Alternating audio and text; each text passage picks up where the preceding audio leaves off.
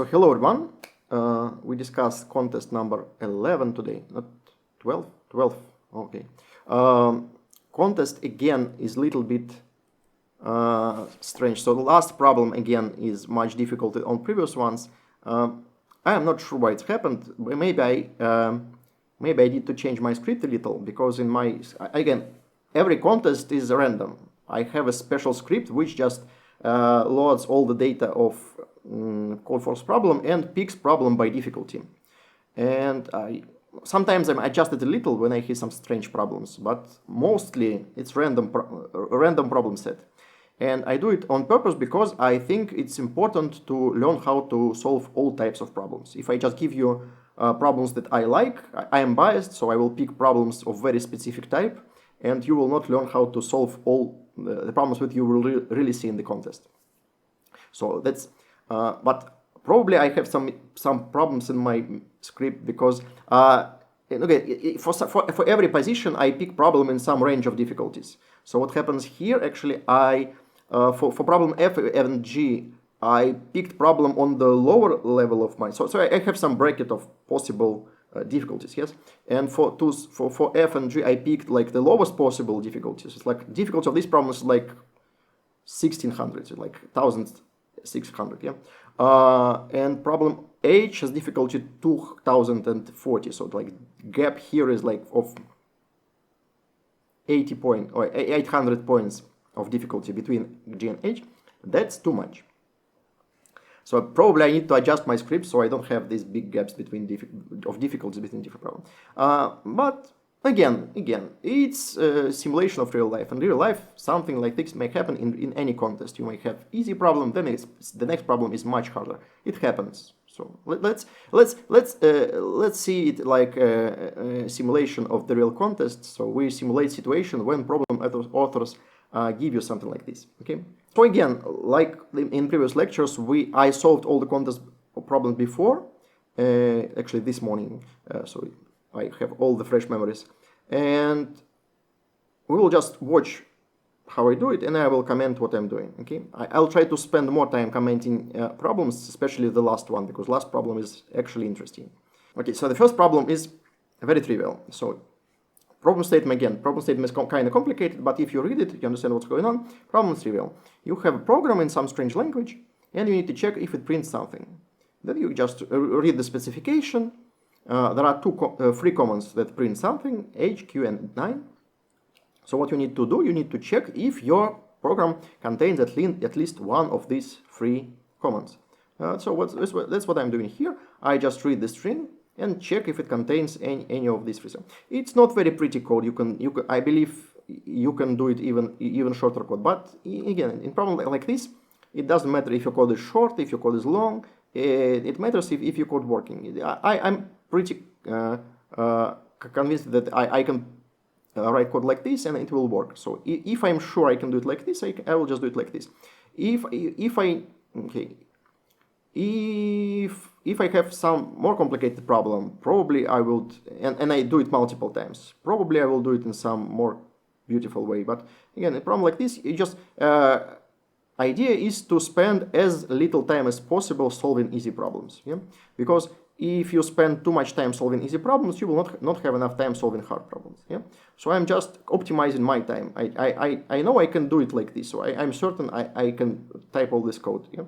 If probably there is some nice function that do this, but I don't want to think about the nice functions. I just type what I'm sure that will work. Yeah? So that's it. So this is problem one. So let's go to problem two. Problem two is actually interesting. So it's pure technical. So there is no algorithm required in this problem. You just read the problem statement and do what you wanted to do. Maybe the only interesting part is how to find this length of domain name. Again, so okay, I read problem statement really carefully, like you see, because I expect it to be. So when you have some technical problem, probably you would have some interesting details in the problem statement that you need to avoid. like in this problem, I believe the only detail that matters, interesting detail, is that if this last part is empty, then you don't need to write this slash. But that's it. So no, now I just work. Now I remember there is a special function starts with in C++. Okay, so I check that. Okay, so I checked that it is guaranteed the string is correct, so I don't need to do any specific checks. So I just check what is the protocol. It should be either HTTP or FTP. So I check which ones actually it is. Okay, this one is not very pretty. I believe you can do it better. So here I copy this HTTP to separate variable, and all the rest to just leave in variable S. So I just cut first 4 letters from my string S. And here the same, I cut the first 3 letters from my string S. Now, I know the protocol, now I need to find the domain. So to find the domain, I need, okay, now I check what is it. Yeah. So I check that this last part of the domain is always RU. So I just need to find string RU in this, in my string S. I start from position 1 because I see that domain must be non-empty. Again, you see, domain is non-empty string. Again, there is a lot of details in this problem statement. You need to just carefully check all of them and just make sure you don't miss anything. Sometimes they are kind of intuitive.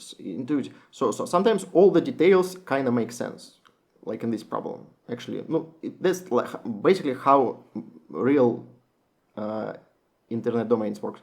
So domain should be non-empty string. But again, maybe the problem statement is tricking you. Maybe they allow empty domain names. So you need to be careful. Okay, so here again. Stop. So what I'm doing here, I find some string RU starting from position 1 because domain should be non-empty. Now everything before this RU should be domain. Everything after should be a context. Yeah. Okay. Here I forgot to remove this RU, so it's +2 because I have domain, then RU, and then everything else. And now I just print the result. So if this context is empty, I don't print this slash. If it is, oh. Can you remove this? No? Oh, no. So if this context is not empty, I put slash, then the context. Again, I do it that fast because I solved a lot of problems like this. You're not supposed to be very fast here. So take your time. So if you're not very comfortable in this problem, just spend additional time, check all the details, read the problem statement multiple times. Just make sure that you don't miss anything, and then just do this. Good. Okay, that's it. So this is problem B. So this on the left is the whole solution of the problem B.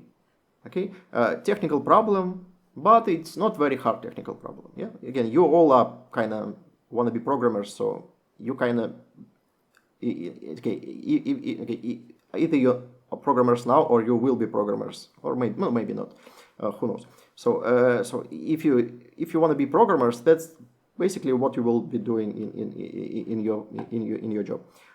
So it's just programming. So nothing very fancy about it, but it's what we do. Good. So problem C. Yeah. So in problem C, I believe I saw a problem like this before. It's like many variations of this problem happens. So I need to put 2 rectangles in one big rectangle. Many variations of this problem, like you need to put squares in rectangle, rectangles in square, and so on. So the thing is that I believe that's in the picture in the bottom. I didn't scroll down to this picture, so let me scroll here. So in the bottom of this is problem C. Yeah. So this picture. So there are only actually 2 options how you can put 2 rectangles in one rectangle. If you don't allow to rotate them by more than only rotate them by 90 degrees, that's only how. So you put them on top of each other or on the side. So you either put one on top, one on bottom, or one in the left, one in the right. Yeah.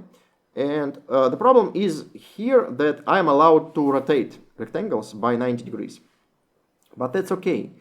you just have two options. For each rectangle, you have only two options how it can be rotated. So the idea of this problem is just to carefully check all possible options, how you can place them.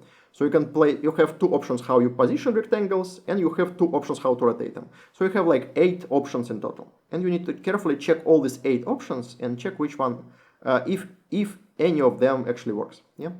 What I'm doing here is, instead of writing, you can do it just by writing 8 if conditions. So for each of these 8 options, you can write separate if condition. It will work. What I'm doing here, I want to just show you how you can do it in like more pretty way. Again, here I remember that will be watched, so I try to write pretty code. So what I'm doing here, again, you need to check 2 options for each rectangle. What I'm doing here is making 3 loops. Each loop has 2 iterations. And in each iteration, I just check one rotation and another rotation. And get this swap in the end, it just change the rotation of a rectangle. So you just swap height and width of the rectangle, it will change the rotation of the rectangle. So I just, here in these 3 loops, I check all 8 possible configurations of these 2 rectangles. So I rotate this, I rotate this, I rotate this. If at least one of this rotation works, then OK will be true. Here in the center, I just again for each of these eight options, I go to this middle part, this part, and if it is true, then result will be true. That's it. So again, very technical problems today, not that much mathematics today, but again, it's important to learn how to solve easy technical problems fast. Because in real contest, you may have like 10, no, not 10, maybe like 5. In like ICPC contest, you may have 5 easy technical problems in a contest. So you just, if you spend too much time solving these problems, you will not have time to solve interesting problems. So you just do it as fast as you can, and you basically do it like that. And you do it fast and preferably without bugs. So again, the trick is to, again, the whole idea basically of competitive programming is to be able to write programs fast and without bugs. So that's what we're doing here. Okay, problem D is actually an interesting problem. So in problem E, you need to think. So problem statement is complicated, and the idea is not that trivial. So what we have in problem D, here I'm actually thinking. So we have n schools, and we have some special cost of tickets between the schools. It's calculated by this formula here. So what we need to do is to buy some ticket that allow us to move through to visit all the schools. So what you're doing, so again, if you know how, for example, minimal spanning tree works, it may help. If not, still, again, you can just get this idea. Idea is like this. First, let's look at tickets of cost 1, of cost 0. So some tickets are free, and you have an example that explains you actually how it happens. So if you have 2 schools, ticket between them will cost 0. And like here I'm just playing with this example. So I have schools from 1 to 10, and I see that the ticket between 1 and 10 costs 0. So it's never bad to buy this ticket, yes, if you just cost 0. So I just have, I have these schools connected, and these schools connected, and these schools connected. So every pair of schools with sum of 11 will be connected. And now I see I have like 5 pairs of school. How I will connect these pairs? Now we need to connect these pairs. And you have no tickets of cost 0, but you have tickets of cost 1. And I'm just checking which ticket if I take any ticket of cost 1, which schools will be connected. For example, if I connect, ticket of cost 1 should have sum equal to 12. right? So I can connect, for example, 2 and 10 or 3 or 9. And I just draw this picture and immediately see that it's always possible to connect all these 5 pairs by 4 tickets of cost 1. Yeah? And it's obviously minimal one. Yes, if you have this, because 1 is the minimal possible cost of the ticket, and it's possible to connect them with just 4 tickets of cost 1. Now, here I basically understand what's going on when n is even. So when n is even, I have n over 2 pairs, and I connect them by these tickets. Now I quickly check what happens if n is odd. So if n is odd number, then I have these pairs connected by zeros, and another like here. No, actually draw the wrong. Okay, here the example is wrong. The 1 and 3 will be connected with 0. Yeah, okay. I just quickly check if it's possible to connect these remaining. Okay, this picture is wrong, but you can.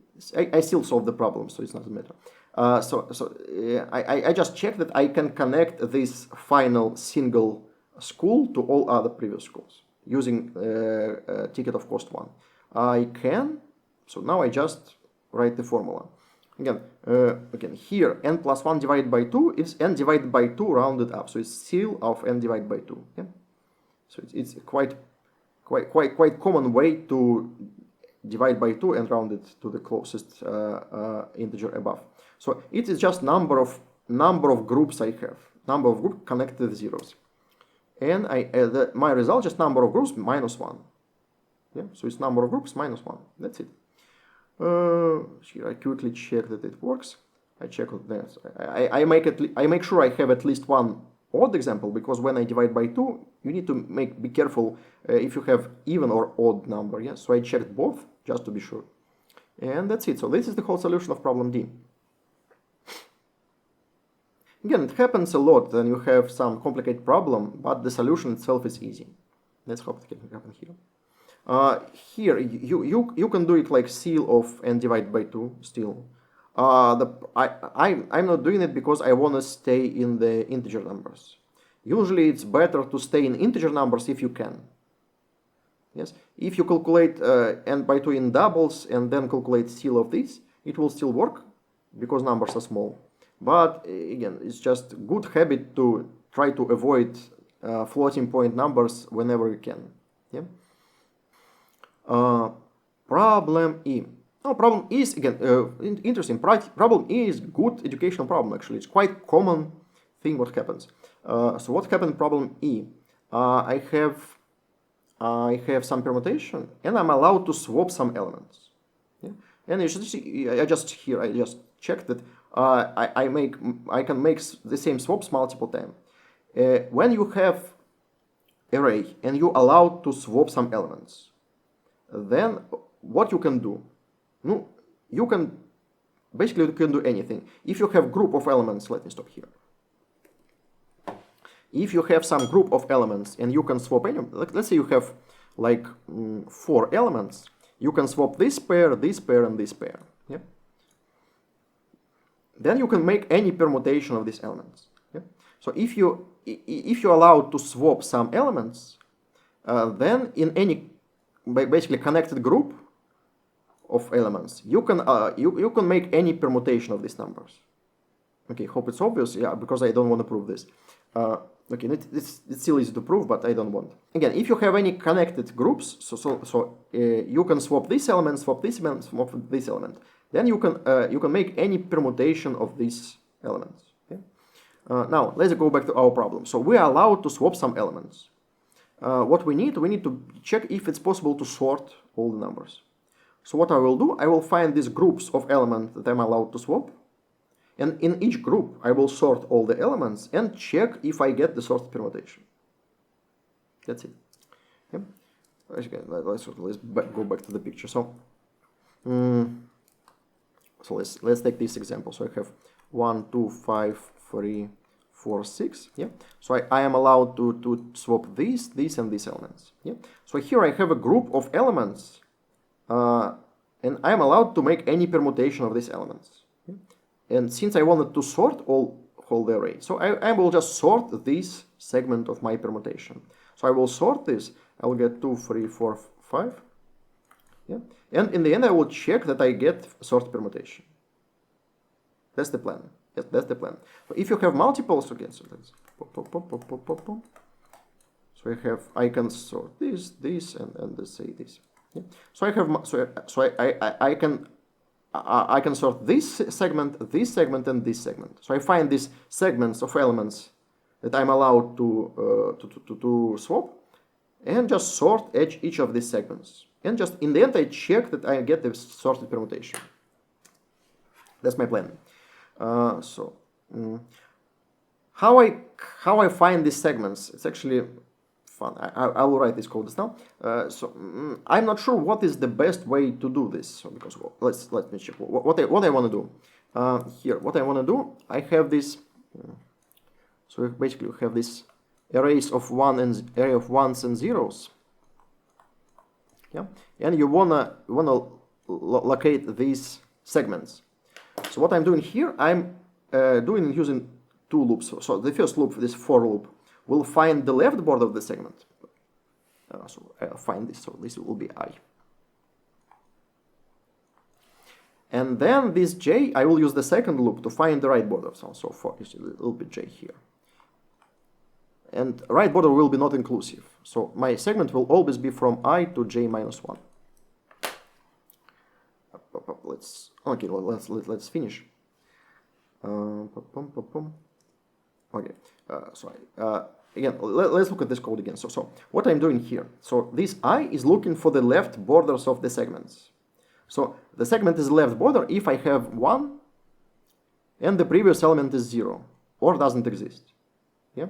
So this if here this if checks that I is a left border of the segment. So I check that my element is 1. If it's just 0, I continue. I can put this inside this if. Maybe it would be better. Yeah. Now I check that the previous element is 0. So if previous element doesn't exist, so if I is 0, or if previous element is 0 here, yeah, then it is my left border of the segment. Now I will find the right border of the segment. So I use this while loop to find the right border of the segment. Now I know left border and right border. I just sort the segment. I need to have +1 here. I will add it later. I forgot this +1. No, cool.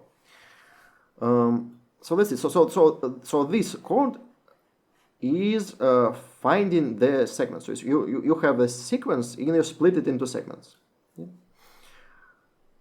Again, there are multiple ways to do it. That's how I usually do it. It's just easier for me to do it like this. I don't know. You can find your own way how you split a sequence into segments. Up to you. Okay, here I find the answer is no, and I check where I have the mistake. I immediately found that it is. Here I found I need to make this +1. Yeah. I thought about it because these ones are size of this array is one smaller than the size of my array, so it should be +1 at some point. I just forgot about this. So again, this is the whole solution of problem E.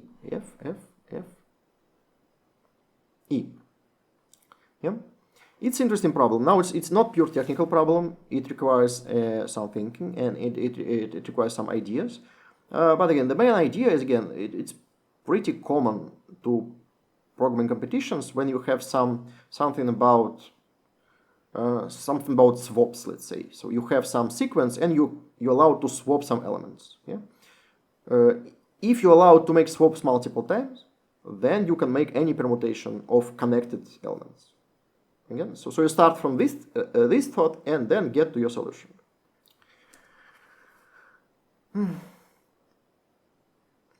Nice problem, actually. So, I actually love this contest. So some problems are pure technical, but overall, contest is nice, I think.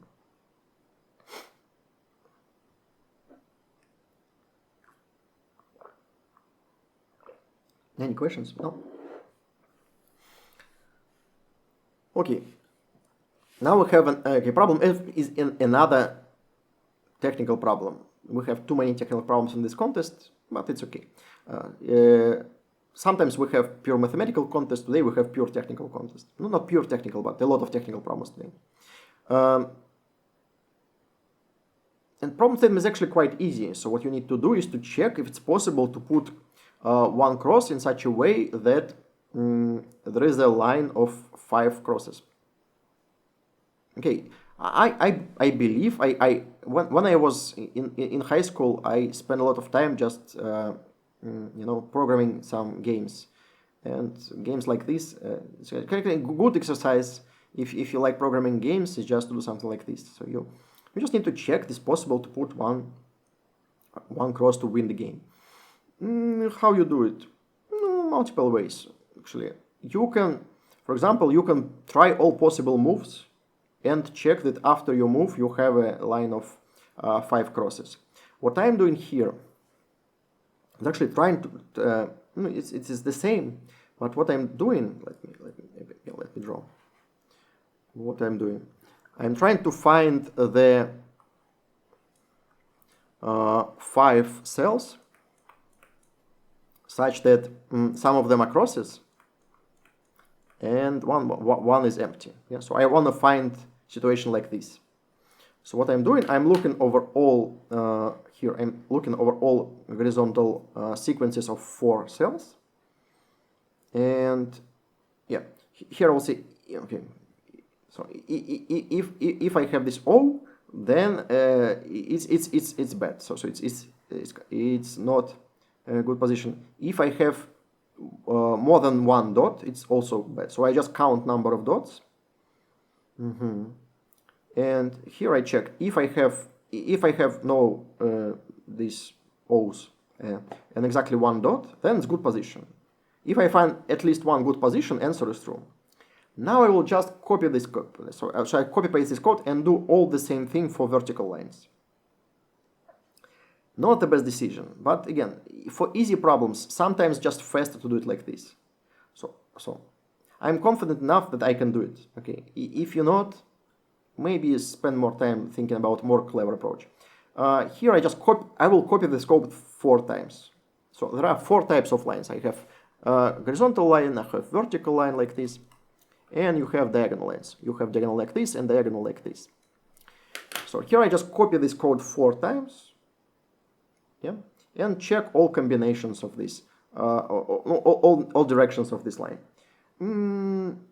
Not the best decision actually. So if the problem would be harder than this, I would probably be in a world of trouble, because if you make mistake in one of these blocks, you copy this mistake 4 times, and then you're in trouble. I'm confident enough I can implement program like this without mistakes. Sometimes I make mistakes in this problem as well, but not today, luckily. So that's it. So program is long, but it's actually composed of 4 identical blocks. So I just check that I make the changes of these blocks like I'm supposed to. Yeah. So I just make it all. I look through all the places where I make changes, and that's it.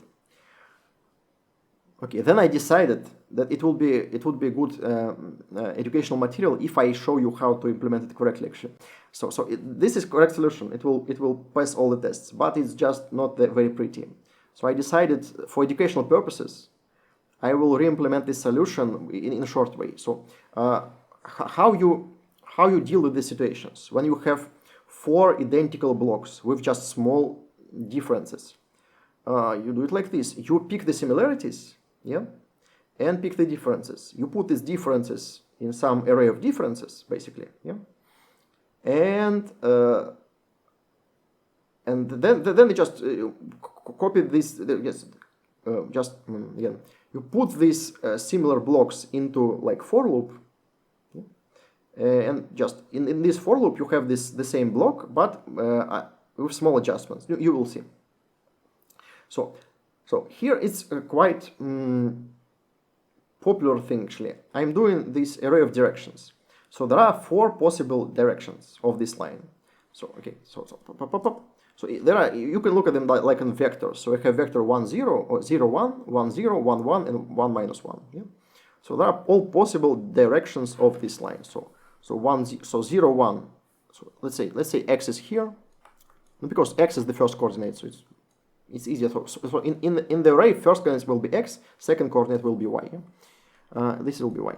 So this, if I have this vector 0, 1 is like this, 0, 1, 0, 1, 0 will be here, 1, 1 will be here, and 1 minus 1 will be here. So I have vector of all possible directions.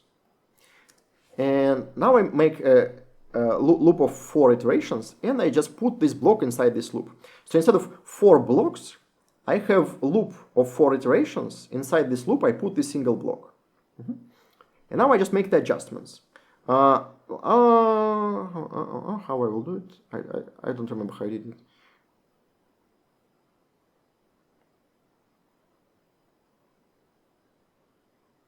Okay, so I do it like this. I pick the starting coordinate, and I will just move this coordinate along this vector. Yeah. So you start by picking this. You start at point ij, and then you move along this direction. Okay. The problem is you can get out of the board. So I just check if I fall out of the board, then I break immediately. Then in the end of this loop, I make this. I make the move. Yeah. So I start by. Okay. Let's pop. So let's stop here. So I start at point ij here. X equal I, y equal j. Yeah. And then in every iteration, I make this move. So I make change x by dx, y by dy. So I pick one of these directions and move along this direction. And that's it. So it fixes this problem of 4 identical blocks. Now I have 1 block with this.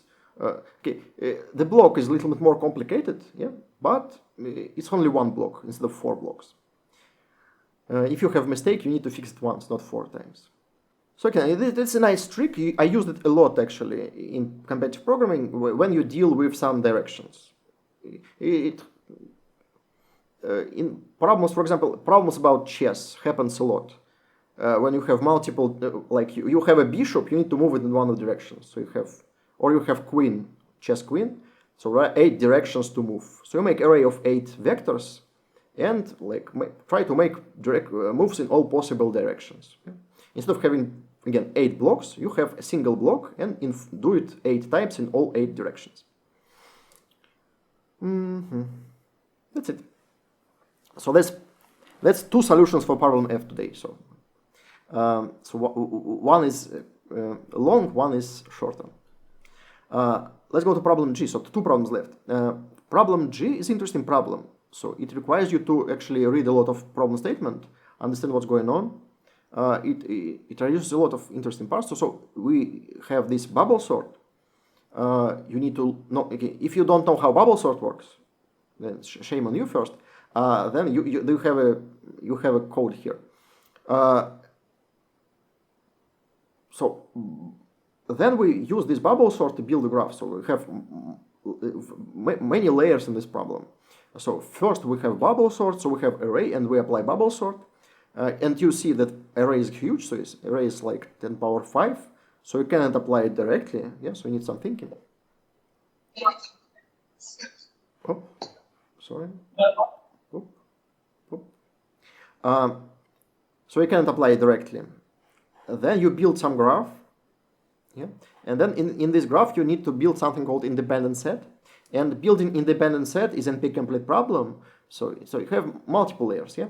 So you need to build, again, let's try to formulate what we're doing. So we need to find independent set in some specific graph. Yeah. This graph is built by this procedure. This procedure is just bubble sort. When we add the edge here, when we swap the elements. So when we swap the elements, we put edge between these elements in the graph. Now in this graph, we need to find the maximal independent set. Here, what I'm doing, I'm trying to understand what's going on. It's a good thing just to draw something and just visualize what's going on. So I look at 2 elements and I think when I will have edge between those elements. I will have edge between them if I swap them at some point. And if you know how bubble sort works, it swaps only consecutive elements. So if I have element x to the left from element y, and x is greater than y, then at some point I will swap them. Yeah? Because they need to be in opposite order. So now I see that I have edge between two elements if left element is greater than the right element. Now I check what is the independent set. Independent set, again, for independent set, there should be the set of vertices not connected by edges. And they are not, if they are not connected by edges, then each element should be less than the next element. And now I see this picture and immediately understand that I need to find the increasing sequence. Yeah. So in this array, any independent set is just some increasing subsequence. Yeah. Okay. I believe I can do it even without picture, but again, with picture it's easier. So when you draw some picture and immediately you feel some pattern. So here you see, okay, I have an increasing subsequence. Increasing subsequence is very common problem. It can be solved in n log n time by a very simple algorithm. I will just do it very quickly. So there are multiple ways to find increasing subsequence in n log n time. You can do it using some data structures like segment trees, for example. No, there is a simple dynamic programming solution that works in n squared time for increasing sequences. You can optimize it using segment trees, but it's over complications. There is much simple algorithm that will allow you to find increasing subsequence in n log n time without any data structures. You don't even need any priority queues or sets, nothing. I will use binary search. That's it. Yeah?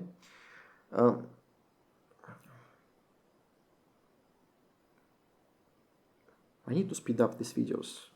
Okay. I can't look at myself. I'm so slow. Okay. So the thing is, so you make this array D. Array D. Array D will be array of dynamic programming, but it will be kind of inverted. So for any length of sequence, I will let me draw here. So D of k will be let's stop. Will be a minimal element, last element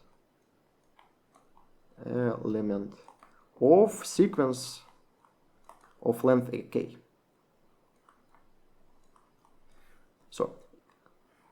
So here you have your array. You have some sequence of 4 elements. So this is the last element.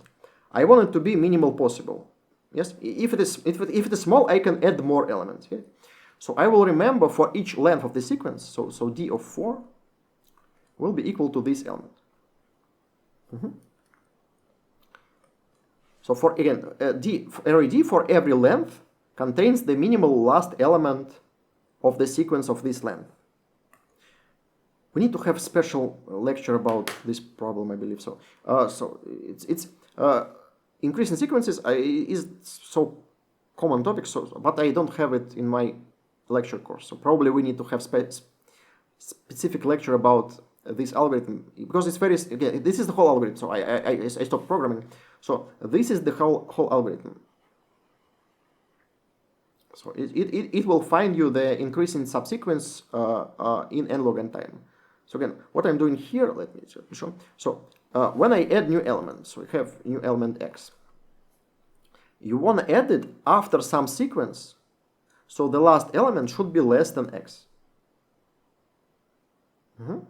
So here, this lower bound will find again this in this array D.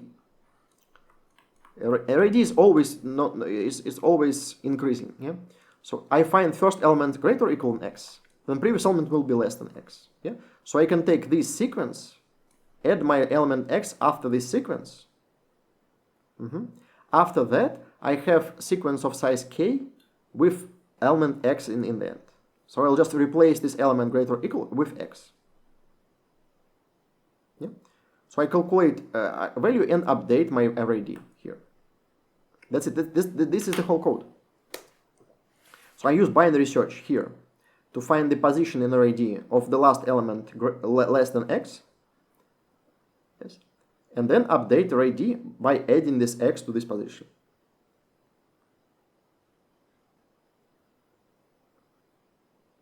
Okay, here C-line showed me that I can use shorter notation. So there is, I didn't know C++ has this notation.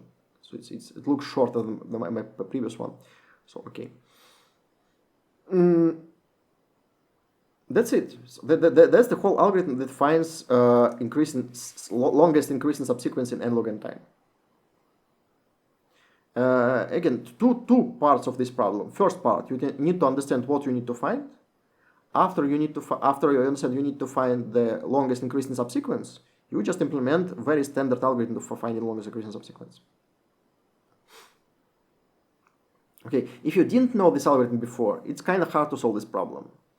You either need to have some data structures, or it's hard to solve this problem if you never did it before.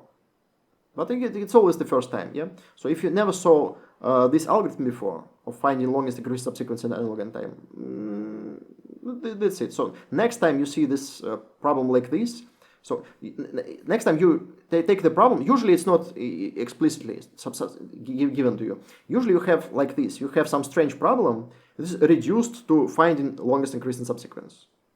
So next time you see something that looks similar to longest increase subsequence, you immediately think in this direction. So you think, okay, if I reduce my problem to longest increase in subsequence, then I can use this algorithm. It's very easy. We move into the last problem. Last problem, again, is the hardest problem of the contest, like last week, but not as hard as last week. So it's hard, but not that hard.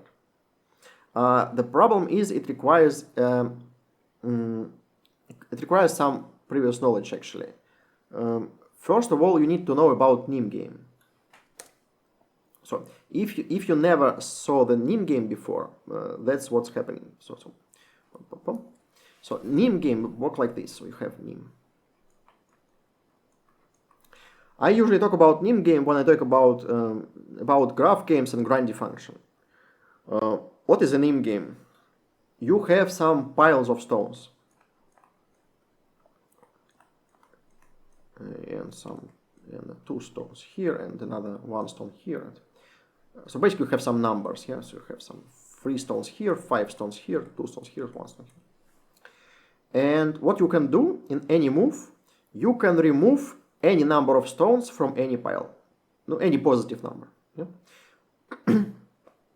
So you pick any non-empty pile and remove any number of stones you want. And the sorry. And the question is, if you cannot move, then you lose. And I don't like this example. Okay, is it boring example? Let's have another stone of size 2. And the question, who will win? So for example, first player removes 1 stone from here. So now it's 4. Second player removes this. Now it's 0. Now first player removes these 2 stones, yeah, and so on. So we make these moves. If you cannot move, then you lose. And the question is, who will win? And the non-trivial fact is the answer to this problem. You can just Google it. So if you have this strange game in your problem statement, you can just Google it. Yeah. The answer is the first player will win if XOR of all numbers, XOR of all numbers AI is 0. Then first player is losing.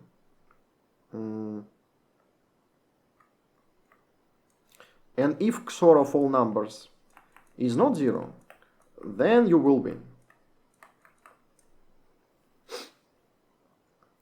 Like here, let's calculate XOR of all numbers. So it's XOR is bitwise XOR. So you take this number as bit numbers. So 3 is like 101. No, it's 1 1. 1 1. 5 is 501. 501. It's 1 0 1 1, 0. Now we calculate XOR of all these numbers. And you have something like, so it will be 1, you have 1, 2, 3, 1, and 0. Yeah. So this number is not 0. So first player will win. Magic. It's actually a magical fact. It's not that hard to prove, but it's hard to find this fact. It's actually interesting because this fact actually used not only for NIM game, it's used for many different graph games, especially how you calculate sum of different games. I believe I have lecture about this, but I'm not sure if I mentioned specifically NIM game. So again, this is the first part of the of this problem. So you need to understand what is NIM game, and if you didn't know it before, you need to Google it and find out what is NIM game. So we have this game, which is okay. Let's make a winning move. So winning move is the move that makes this XOR equal to 0. It's not required in this problem. I just want to show you. To make this 0, I need to remove these 2 bits. Yes. So I need to move from 5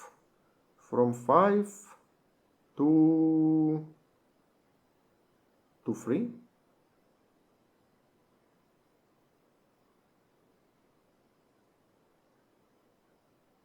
No, it's 11.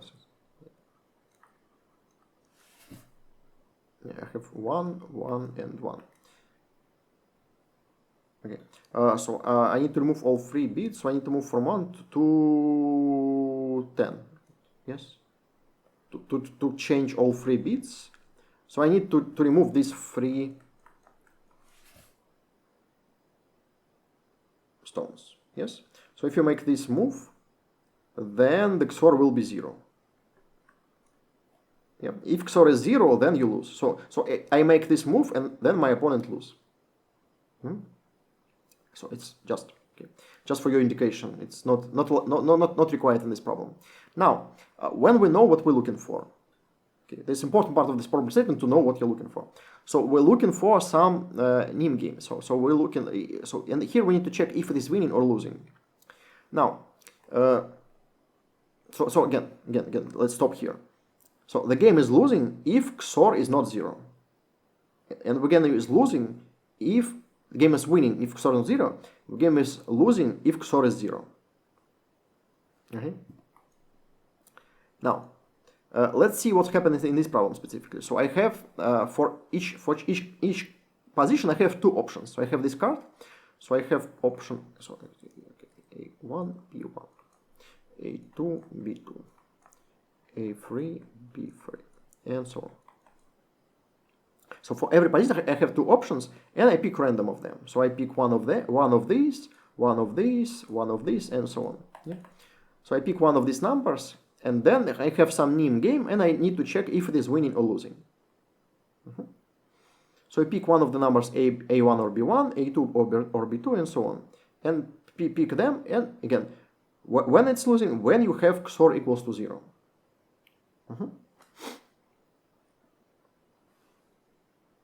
Okay, I believe I will do it here. Okay, let's repeat it. That's it. So now I want to... Sorry. Now, what I will try to do, I will try to simplify the problem. So this model is too complicated, so I need to pick one of 2 numbers. Instead of doing this, I will redo it like this. I will first pick all numbers A. So in every card I pick number A. So if I pick all numbers A, I have some XOR. So XOR of all these numbers, I will make plus. So plus is XOR. Okay. So XOR of all these numbers equals to sum A. Yeah. So A is XOR of all numbers AI.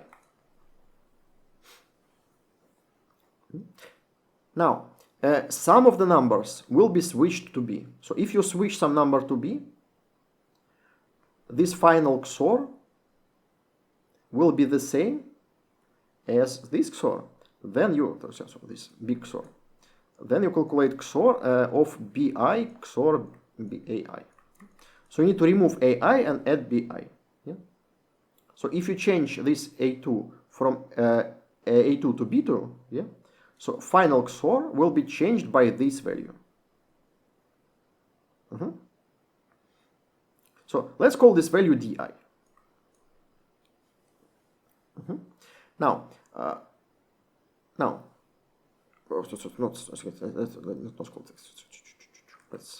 let's rename it a little. So let's call A this sum. Then the final sum will be calculated like this. I have this sum A, XOR some differences of this BI, XOR AI. Yeah. XOR BJ, XOR AJ, and so on. Yeah. So let's put these differences in some another arrays. Let's say DI. And I want this XOR to be equal to 0. Yeah. Now, the question is like this. I need to find I need to pick some of these differences di, so this total XOR is equal to 0. Yeah? So I need to pick some di in such a way that I have a then XOR di, okay, I1, let's say that like this, I2, and so on, equals 0. Now I'll just put this A to the right for simplicity. So,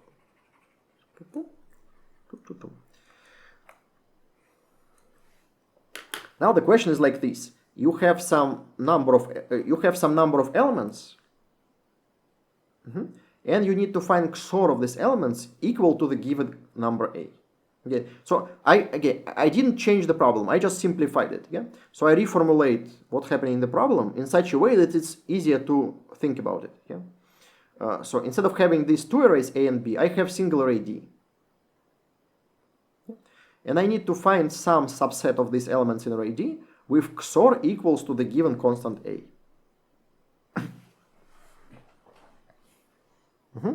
Now, this is a very classical problem. So you have some numbers and you need to pick some of them to make the given XOR to have a given XOR. It's solved using something called Gauss elimination. I believe I didn't have a lecture about Gauss elimination, so let's have a short lecture about Gauss elimination today.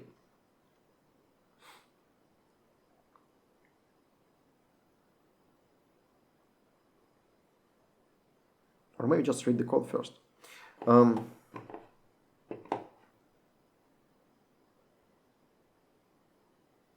Okay, the idea of Gauss elimination. Gauss elimination, you probably know it. Okay, probably not. It's mostly used for solving linear equations. So if you have system linear equations, it's solved using something called Gauss elimination. Basically, you have like, let's call it like this. You have two equations like 2x plus y equals 5, and you have like 3x, let's say 4x minus 2y equals 7. Yeah. So you have some system of equations and you want to solve it. What you do is basically you eliminate one variable at a time. So you take the first equation, pick variable x, and remove it from all other equations. Okay? So how you remove it from the second equation? Well, you can subtract. Let's say this is equation A, this is equation B. So you can take equation B and subtract equation A multiplied by 2. And the thing is, if you replace with this equation B with this equation, you have the same system of equation with same solutions. Okay? So instead of having this solution, I will have solution this minus twice this. So first equation will be the same. And in the second equation, I just subtract first multiplied by 2. So I have 0 here. I just minus 2y minus 4y equals 7. And if you have three variables, again, you have say x, y, and z. Yeah, x, y, and z. Let's say x, y, and z. Then you do it like in 3 steps. You take variable x remove it from these two equations, then take this variable y, remove it from this equation. And then go in opposite direction, just restore all the variables. So now you know variable z, now knowing variable z, you know variable y. Now you go back, you know variables, values of variables y and z, you know value variable x. Yeah. So you first eliminate all variables, and then going back, restore all the values. Something like this. Multiple actually variations of this algorithm. Why we use it here? Because we kind of have similar stuff. So the thing is, the XOR is basically the plus modulo 2. So we do all the same operations, but in modulo 2, in Boolean logic. Yeah? In Boolean logic, XOR is basically plus. Yeah? So it's plus modulo 2. So this system like this is basically a system of linear equations. So you pick some vectors and calculate some of them, and find some system of them, so you have given value in there. Yeah. Okay, I speak too much. Probably I need a special lecture about Gauss elimination. What I want to do today is actually tell you about Gauss elimination for bit vectors, because it's interesting. Okay, okay, you're still alive, hope. I hope you're still alive. So what I want to try, I want to explain you how to make Gauss elimination for this problem specifically, and for problems like this. Idea. So again, let's go back to our problems. So we have a problem like this. We have a sequence of integers. We have d1, d2, d3, and so on, dn. And I want to find some subset of these numbers with XOR equal to given value. Yeah. So I pick some number like di1, XOR di2 plus and so on. So the XOR equal to a. Idea. What I will do, I will simplify this array of integers by eliminating some bits.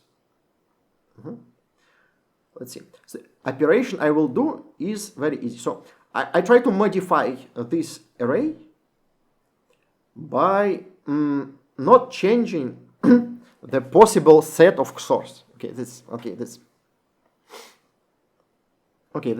That's hard. Imagine you have, let's say you have two numbers. You have two numbers, let's say x and y. Yeah. So using these two numbers, you can make the following XORs. You can make 0 by not taking anything. You make x, y, and x XOR y. Yeah. So you can create 4 values. Yeah. Some of them may be the same, but you have 4 values, right? Now, what I will do, I will apply the following operation. I will replace this y with x XOR y. So let's look at this pair of integers. It's easy to see this pair produces all the same values. Yeah? So these two integers produce these 4 integers in all combinations. And these two integers produce all the same 4 integers as a combinations. So this is kind of safe transformation. So if I make this transformation, I have the same possible values in the end. Okay? Hope it's clear enough. Now, I will apply this operation trying to eliminate all non-important bits from my array. Yeah? So you have this array of numbers. I just write in bits. So you have d1, d3, d4, d5, and so on. So I will pick the first number. Yeah? So I have some bits here. What I will do, I will take the leftmost bit, the highest bit.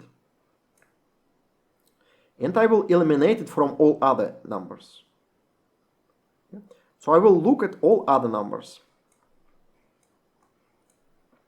If I have 0 in this position, I'll just skip it. If I have 1 in this position, I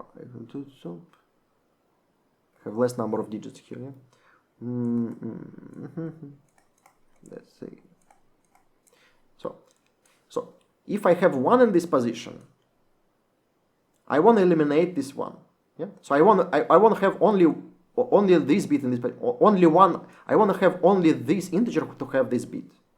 So I will eliminate this bit from all other integers. Yeah. So I eliminate it by simply XORing with my integers. So I will go from this d3 to d3 XOR d1. So I take my integer d3 and XOR it with my d1. Just apply this operation. See? So this is x, this is y. Yeah? I replace y with y XOR x. And if I'm doing this, I will get something like... So if I XOR these values, I have 0, 0, 1, 0, 0, 0, 1. Yeah? Now I have 0 in this position. It's okay. So my plan is to put zeros in all these positions. So all other integers should have 0 in this position. Now I will take the next integer, this. Pick the highest bit, this one. And again, eliminate it in all other integers. Now for every bit, I will have only one integer that have this bit. That's the idea. Okay? So every bit should exist only in one integer.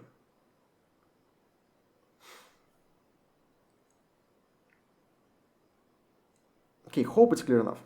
So after you apply these operations, you will have no more than 64 non-empty elements. All other elements will be zeros because you have only 64 bits.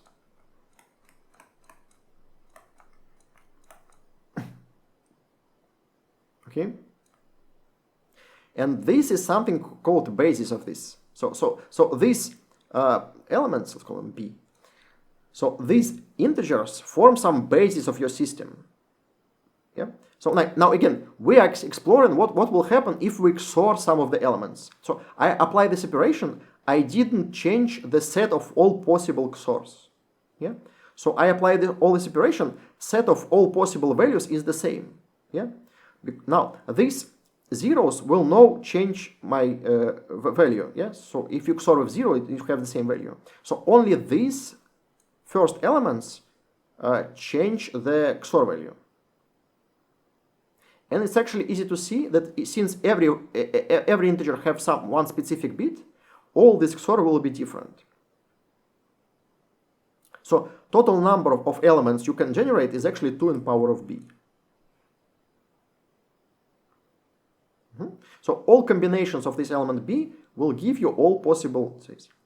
Now, if you want to get some specific sum, you can do all the same. So you look at your specific sum, look at this like bits, specific bit.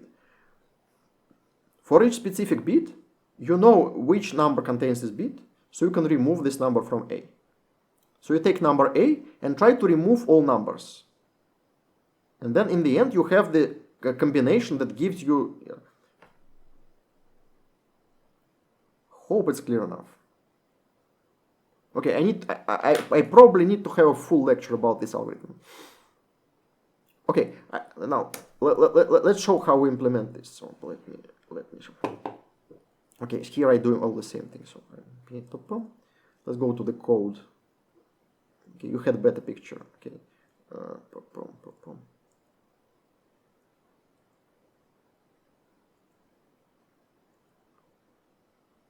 okay. Code is actually very easy. So algorithm is not easy. So algorithm is kind of complicated, but the code will be very easy. You'll see. Sorry, don't know what's happened today.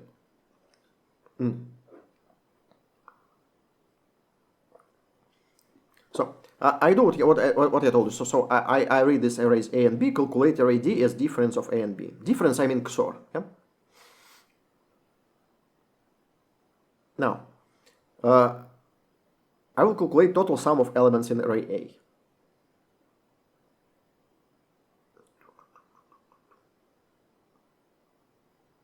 Nice. Now, I want again I call it S here. I called it A in my explanation. So this S is the sum of all elements in array A. Now, I need to find some subset of array D which gives me this XOR in the end. So I will do Gauss elimination. What I'm thinking about. I'm not sure what I'm thinking here. I probably check again what I understand the problem statement correctly. Come on, right. Nice. So what I'm doing, so now you will see the code. It's kind of magical, but I will explain what happened here, I promise. So this array T, I will put my basis vectors in this array T. Here. So I look through my numbers. I see its number is not 0. Then I put it to my basis vectors. And then I take the highest bit and eliminate it from everything else. Okay, optimize the key.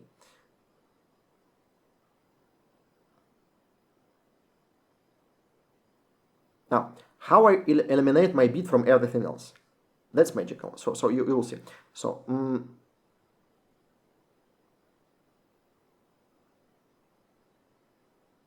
do it like this. I claim this code eliminates highest bit of my number x. What's happening here? So this is almost the whole solution. Let's stop here. So this is Gauss elimination. Whole part. Yeah. So this code takes array D and change it in such a way that I basically put all the basis vectors in this array T. Yeah.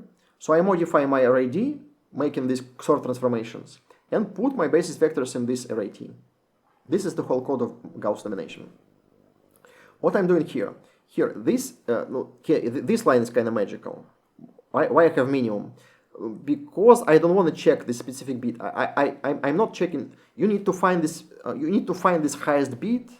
Yes. You need to find its number, find its index of this bit. Check all other numbers if they contain bit in this position. It's too complicated. So what I'm doing instead, so imagine you have number x, and it has some highest bit. You have 0, 0, 0, 1, 0. And you have some number y. Yeah. How to check if number y has 1 in this position? So if you have 0 in this position, then if you calculate x XOR, if you calculate x XOR y, you will have these bits the same, but here you have 1. Yeah?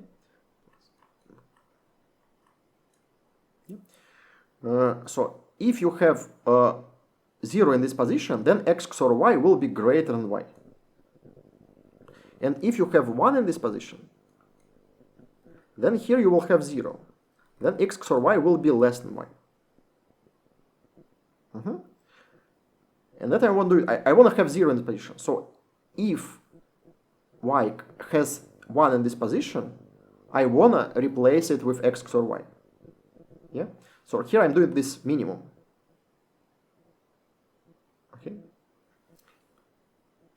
Okay, hope it's clear. So again, if I have 1, I will pick this element, because x XOR y will be less. If I have 0, I will pick this element, because it is smaller. So in both cases, I will pick the element which doesn't have 1 in this position. That's it. So this is the whole code of Gauss elimination. Very easy, but looks kind of magical. Now the next part, I need to check if it is possible to make the required sum. So I need to find if it's possible to make number s, this number s, as XOR of some numbers from s. And I do it like this. Again, let's stop here. So again, this is the whole part. Here I will check that it's possible to make XOR equal to s. What I'm doing here again, I look from my basis vectors, and every time I remove one of the bits from my number S if it contains it. Yeah. So for every number in my set, so again, each of my basis vectors have some highest bit. I check if number S have the same highest bit, I remove it from number S. So I XOR it with number X, using the same minimum trick. See? Now, if I removed all the bits from number S, then the XOR of all these numbers X equal to number S. So you add numbers to number S until you have 0. If you have 0, it means the sum of numbers you add is the same as S. Yeah? Now, if S is not 0, it means it's impossible.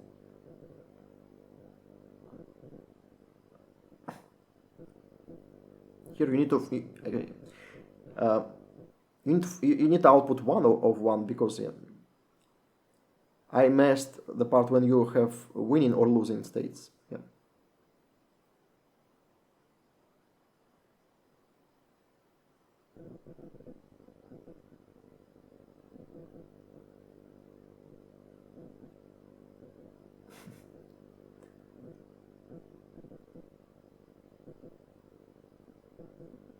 I think I'm just thinking why I have these answers in samples. Now, how to calculate the probability? The probability calculated like this. Let me go back. So probability is just number of possible subsets which give you the given XOR. So how you calculate the subsort? So imagine you have, again, this situation on the right is equal to situation on the left. I move this. Let's move it to here. So this situation on the right is equal to this situation on the left. So it gives you the same XOR. So let's calculate for situation on the right because it's easier. For this situation, you can pick anything here. Yeah. So it doesn't matter which vectors you pick here. Only matters which vectors you pick here. And all sets of vectors here give you different XOR values. So only one of them give you 0. Yeah, so probability to do it is 1 over 2 in power of b. Yeah. So probability 1 over 2 over b, you will have 0. Yeah. Here at some point I finally understood I need to probability I have no 0. Yeah. Yeah, probability of petty victory. Yeah. Probability of petty victory means the probability that XOR is not 0. So you need 1 minus this. Yeah.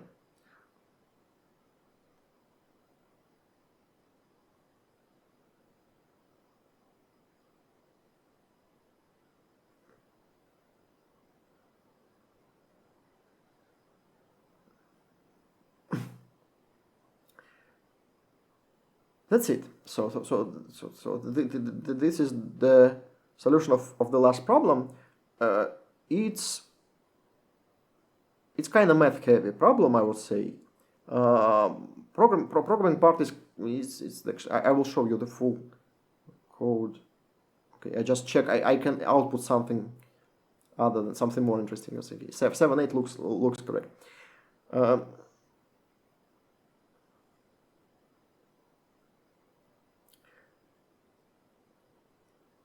That's it. That's the whole solution. So again, let's go through it again. So I calculate differences of A and B here. Put it in array D. Calculate total sum of all elements. Put it in variable S. Here I make Gauss elimination over values D. Okay, Gauss eliminations basically tells you which XOR values you can achieve. Yeah? So it eliminates everything not important and leave you only basis vectors, and all combinations of basis vectors are achievable. So now I call this Gauss elimination, calculate all the basis vectors. Now I eliminate everything from my, so I check if S is achievable. You do it like this. So you eliminate everything possible from S. If nothing is left, then S is possible and is achievable using these vectors from your set. That's it. And now finally I calculate probabilities. Just it's easy.